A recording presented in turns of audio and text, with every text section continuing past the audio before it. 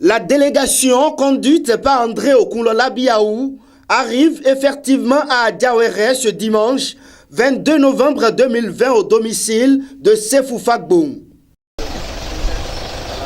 À leur arrivée, c'est Madame Karamat Fagbon, membre du bureau politique du bloc républicain, qui installe le député Okunlola et sa suite. Après 4 heures de temps passés à l'intérieur, le chef de la délégation, André Okunlola Biaou, peut maintenant s'adresser à la presse. Nous sommes venus voir le patriarche, puisque vous savez bien que depuis quelques mois, dans la veille des élections communales, donc le patriarche est devenu un membre important donc, du BR.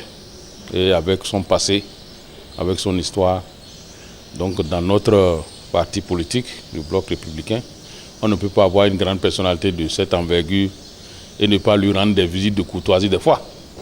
Donc le bureau exécutif national a pris la décision qu'on vienne le voir et surtout avec tout ce qu'on a connu après l'élection du maire à Adiawere, il n'est pas normal qu'on ne vienne pas rendre une visite de courtoisie, qu'on échange avec le patriarche, qui puisse nous dire ses ressentiments et surtout qui nous conseille. On est venu prendre les conseils auprès du patriarche. Au sujet du lien qu'on peut faire entre ce déplacement sur Adiawere et la dernière décision du parti du cheval blanc cabri qui a blâmé le ministre Jean-Michel Abimbola, le député Okunlola répond. Le bureau exécutif national, conformément à nos textes, a pris une décision donc pour le blâmer parce que suite aux événements, comme vous venez de le dire, de l'élection donc du maire, le bureau politique, le parti politique BR a identifié officiellement un candidat qui est Madame Fagbon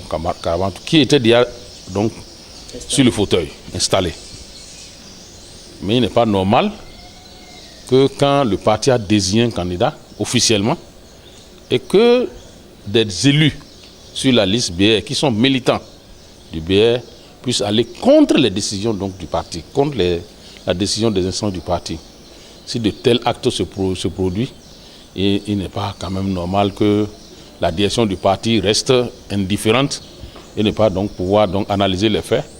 Donc nous avons analysé les faits, nous avons mis en place un petit comité d'investigation et donc les résultats donc, de ces investigations ont montré qu'il fallait quand même sanctionner les gens pour décourager ceux-là qui vont vouloir avoir donc des intentions comme ça pour que le parti soit stable. À l'heure actuelle, on ne peut pas encourager qu'on puisse nous déstabiliser et que le parti a besoin de se consolider.